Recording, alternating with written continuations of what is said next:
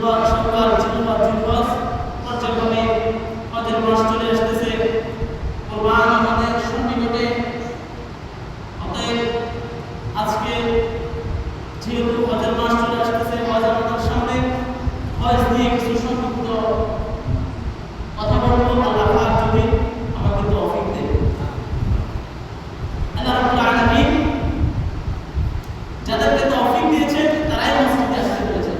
আমাদের মতো অনেক মানুষ আছে হতভাগা, আমাদের মতো মানুষ, আমাদের মতো দুটা হাত, আমাদের মতো দুটা পা, ঠিক আমাদের মতো মানুষ আছে যারা এখন পর্যন্ত বাড়িতে বসে আছে, মসজিদে আসতে পারে না। তৌফিক দেয়নি আল্লাহ রাব্বুল আলামিন, হয়তো উনি আসবেও না। এরকম অনেক মানুষ আছে। তার আল্লাহ রাসূল সাল্লাল্লাহু আলাইহি ওয়াসাল্লাম বলেছেন, যে ব্যক্তি ইচ্ছাকৃতভাবে তিনটা জুমা পালন করলো সে অটোমেটিকভাবে